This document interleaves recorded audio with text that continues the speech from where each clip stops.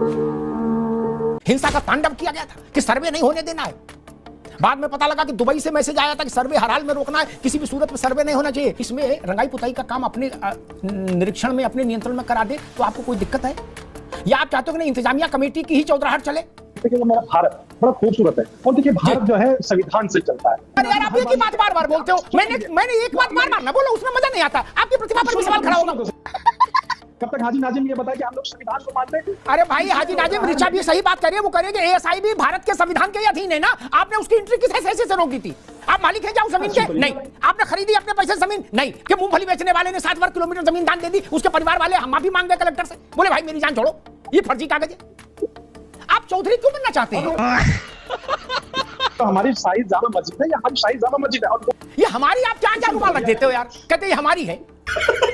ASI की अपनी नैतिक जिम्मेदारी थी, रमजानों से पहले इसकी रंगाई पुताई करके दे और जो भी मानक है उन मानकों का इस्तेमाल करें। मानक तय करने का काम मस्जिद कमेटी नहीं तय कर सकती। आप लोगों के साथ समस्या ये, आप चौधरी बन जाते हो। वो निजी जागीर थोड़ी ना कि किसी ने अपना 500 मीटर का प्लाट खरीद के मस्जिद बना दी, वैसा नहीं है मित्र। भाव ही टकराव पैदा करता है। पूरे हमारी अपनी जायदाद है, हम चाहे जो करें। नमस्कार दोस्तों, आप सबका स्वागत है इस डिबेट के अंदर। आज की डिबेट बड़ी ही महत्वपूर्ण डिबेट है। आज की डिबेट हुई हाजी नाजिम और अमिताभ अग्निहोत्री जी के बीच, और क्या कुछ हुआ इस डिबेट के अंदर, आइए चलिए देखते हैं। ये डिबेट संबल पर चल रहे विवाद से जुड़ी हुई है। परेशान हो गए हम लोग 2.5 साल से। चलो भाई, संभल में दंगा हो गया था, पत्थरबाजी हो गई थी, गोलियां चलाई गई थी, हिंसा का तांडव किया गया था कि सर्वे नहीं होने देना है। बाद में पता लगा कि दुबई से मैसेज आया था कि सर्वे हर हाल में रोकना है, किसी भी सूरत में सर्वे नहीं होना चाहिए। अब वही सर्वे एएसआई के लोग करने आ गए और चल रहा है इस वक्त सर्वे। वो दूर से झांक कर नहीं देखेंगे, वो दीवार छू कर थपथपा कर देखेंगे।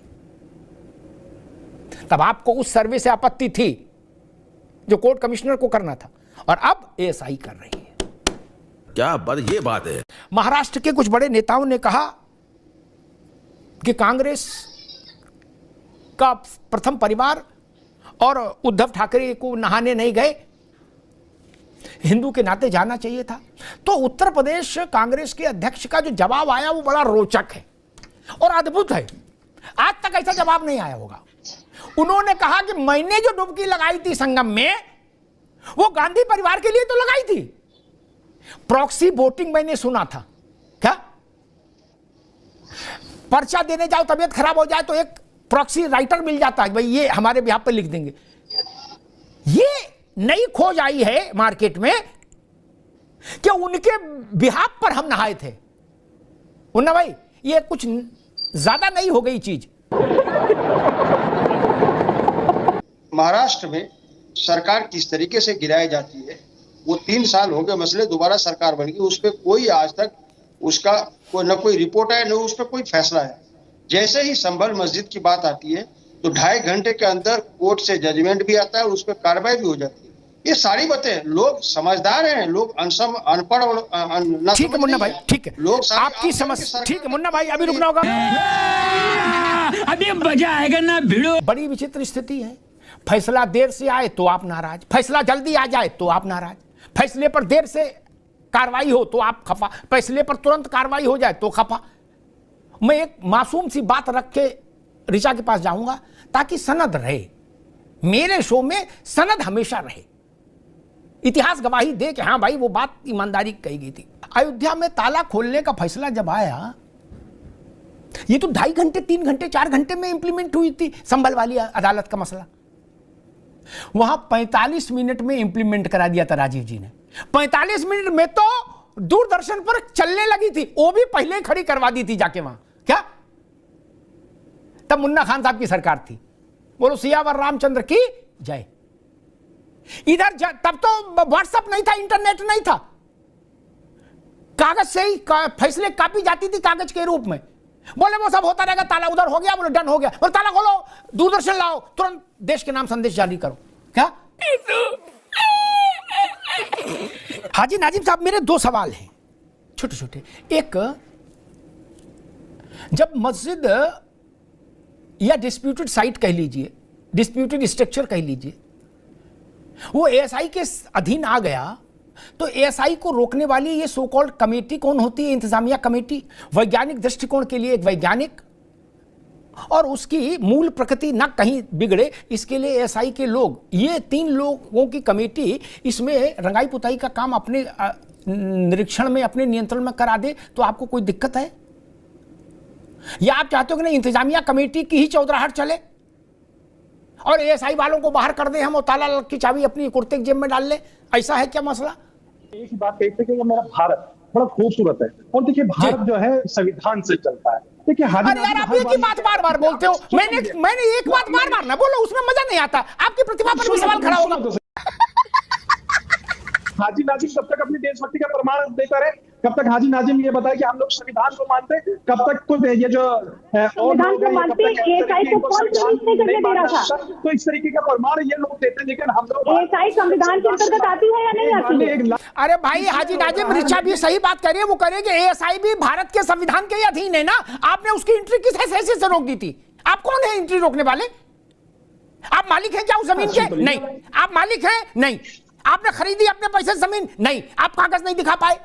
जिस अब्दुल समद का फर्जी बाड़ा लाए थे कि मूंगफली बेचने वाले ने 7 वर्ग किलोमीटर जमीन दान दे दी, उसके परिवार वाले माफी मांग गए कलेक्टर से, बोले भाई मेरी जान छोड़ो, ये फर्जी कागज है। आप चौधरी क्यों बनना चाहते हैं? तो ये जो हमारी शाही जामा मस्जिद है, ये हमारी शाही जामा मस्जिद है। और दूसरी बात यहाँ पे आपके अभी रावत जी ने एक बात कही थी कि नहीं, हमारी तुम्हारी का लफड़ा है नाजिम भाई। ये हमारी आप चांद रुमाल रख देते हो यार, कहते ये हमारी है। कि शाही जामा मस्जिद की जो बात हम लोग करते हैं, अब एएसआई की अपनी नैतिक जिम्मेदारी है कि रमजानों से पहले इसकी रंगाई पुताई करके दे और जो भी मानक है उन मानकों का इस्तेमाल करें। अच्छा, मानक तय करने का काम मस्जिद कमेटी नहीं तय कर सकती कि मस्जिद कमेटी पर्चा लिख के देगी कि एएसआई को बुलाओ, ओए ऐसे यहाँ गुलाबी करना, यहाँ पीला करना, ऊपर गुंबद पे हरा लगाना। ये मस्जिद कमेटी नहीं कर सकती, ये फैसला एएसआई ही करेगी क्या लगाना है, कैसे लगाना। भाई मेरे, आप लोगों के साथ समस्या ये आप चौधरी बन जाते हो। आप कह रहे हो एएसआई हमारे लड़के हैं, हम इनको काम पे लगा देंगे। ऐसा नहीं मालिक, कानूनन एएसआई मालिक है उस भवन की। सारा संघर्ष ही इस बात पर है कि कमेटी के जो लोग हैं वो मानते हैं कि हम मालिक मुख्तार हैं इस जमीन के। ऐसा नहीं है। ये बड़ी अच्छी बात कही आप। भारतीय जनता पार्टी के प्रवक्ता और नेत्री ने अभी जो कहा आस्था की बात, तो मैं इनसे पूछना चाहता हूँ, अभी बिल्कुल अभी एक दिन हुए जो महाकुंभ जो एक आस्था का विषय था और आस्था थी उसमें, जिसमें लोगों ने स्नान किया, उस गंगा में क्या पाया गया? मल और मूत्र, उससे आपने स्नान करवाया। ऐसी भाषा नहीं बोलनी चाहिए। प्रमोद तिवारी गए थे, अजय राय गए थे डुबकी लगाने। अगर यही सच है जो मुन्ना खान बोल रहे हैं, कांग्रेस का यही सच है, तो राहुल गांधी से कहलाइए कि हम इसलिए नहीं गए नहाने। राहुल गांधी वक्तव्य जारी कर दे, ये वक्तव्य जारी करो ना फिर कि मेरा नेता इसलिए नहाने नहीं गया। ये देश की एक प्रसिद्ध दरगाह है अजमेर शरीफ की, रावत जी, नाजिम भाई आप भी सुन लो। वहां दरगाह की धुलाई होती है इतर से, कुछ पानी कुछ इतर, बाद में वो शीशियों में बंद कर करके कतर से लेके और अतर तक भेजा जाता है। भारत में भी भेजा जाता है। किसी ने सवाल उठाया? नहीं ना, किसी ने सवाल उठाया? नहीं उठाया। आप गंगा पर सवाल उठाओगे? त्रिवेणी पर सवाल उठाओगे? आप समझा पर कोई सवाल उठाता है क्या? और अगर ये संविधान की देन है तो फिर हैरानी है। अगर इसको भी नाजिम ये कहे कि हम लोग तो संविधान को मानते इसलिए सवाल उठाते, ये तरीका ठीक नहीं।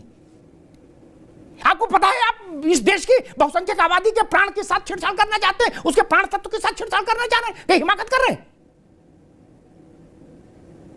क्या करें? 66 करोड़ लोगों को मलमूत्र में नहला दिया, ये कांग्रेस कह रही है। सुकून आके गए थे, उनकी तबीयत पूछिए, टेलीफोन करके पूछिए। प्रमोद तिवारी ठीक है कि नहीं? अजय राय ठीक है? सिद्धरमैया, वो डीके शिव कुमार, पूछिए ना मुन्ना खान साहब, ये सब लोग स्वस्थ हैं। आप कैसी बात करते हो? ये हिम्मत कहां से लाते हो मित्र? अजमेर शरीफ के लिए किसी ने नहीं कहा कि जिससे पटिया धो रहे हो वही पानी से बोतल बंद कर करके दे रहे हो। दे रहे हैं ना, और लोग ही धो रहे हैं, वो वहां शरीर हैं भी। कैसी बात करते हो? और आवे समझम किसने सवाल उठाया? आय हाय जिंदा है, आय हाय जिंदा है। देश के बड़े बड़े राजनेता नहा गए, इंडिया गठबंधन के बड़े बड़े नेता नहा गए, आपकी पार्टी के मुख्यमंत्री नहा गए, डिप्टी चीफ मिनिस्टर्स नहा गए, सब स्वस्थ हैं। जो पहले 3 रोटी खाता था वो कुंभ नहाने के बाद 4 खा रहा है। जो सुबह 5 किलोमीटर टहलता था वो 7 किलोमीटर टहल रहा कर, अब ऑक्सीजन लेवल बढ़ गया है। बिल्कुल दिल आनंदित है। आप मुझे एक गांव, एक शहर, एक इलाका बता दीजिए कि अग्निहोत्री जी वहां 10,000 आदमी अस्पताल में भर्ती हो गया अचानक से, बता दीजिए। और अगर नहीं तो ये झूठ बंद होना चाहिए, ये दुष्प्रचार बंद होना चाहिए। आप भारत के आत्म तत्व के साथ खिलवाड़ करना चाहते हैं, आप भारत की आत्मा के साथ खिलवाड़ करना चाहते हैं, भारत के स्वास्थ्य के साथ खिलवाड़ करना चाहते हैं, और सब कुछ संविधान के नाम पर करने की कोशिश कर रहे हैं। संविधान में कहां लिखा है कि आप गंगा को अपमानित करेंगे? ये लिखा है क्या? बाबा साहब के संविधान में कहीं लिखा है क्या? आप अपने तरफ झांक कर देखिए मित्र, वहां कैसा कैसा पानी आ रहा है। ये बड़ी अच्छी बात कही आप। जो इमारतें एएसआई के संरक्षित सूची में आ जाती हैं, एएसआई के संरक्षण में आ जाती हैं, उनके लिए ये नहीं कहना चाहिए हमारी अपनी चीज है, हम चाहे जैसे रंगाई कराएं, चाहे जैसे पुताई कराएं, चाहे जहां सीढ़ी निकालें, चाहे जहां बावड़ी बना दें, ये नहीं कहना चाहिए। वो निजी जागीर थोड़ी ना कि किसी ने अपना 500 मीटर का प्लाट खरीद के मस्जिद बना दी, वैसा नहीं है मित्र। ये भाव ही टकराव पैदा करता है। बोले हमारी अपनी जायदाद है, हम चाहे जो करें। नहीं भाई, कैसे कर सकते हैं? जैसा ताजमहल और वैसा ही संभल की मस्जिद, वो भी एएसआई की प्रोटेक्शन में है, ये भी एएसआई की प्रोटेक्शन में है। ये तो मस्जिद कमेटी की दादागिरी थी। एक दौर हमने वो देखा जब मस्जिद कमेटी के लोग एएसआई के अधिकारियों को, रावत जी सीढ़ी छोड़ो, उस मोहल्ले में नहीं आने देते थे। कहते थे मोहल्ले में आ गए तो कुटाई कर देंगे। क्या कागज में मस्जिद उनके पास थी, लेकिन घुस नहीं सकते थे। अभी जब हम आप बात कर रहे हैं, उससे 10, 15, 20 मिनट पहले एएसआई की टीम मस्जिद में दाखिल हुई है सर्वे के लिए। ये बात है। कल समाजवादी पार्टी के एक प्रवक्ता हमारे साथ इसी मंच पर थे, ऐसी बहस हो रही थी, तो उन्होंने बड़ी अच्छी बात कही। ये कुंभ का असर है, मुझे नहीं पता, क्योंकि कुंभ भी महाकुंभ है, उसका असर अब दिखेगा। एक तो वो भगवा कुर्ता पहन के आई जैसा रावत जी पहने, तुम्हें चौंका।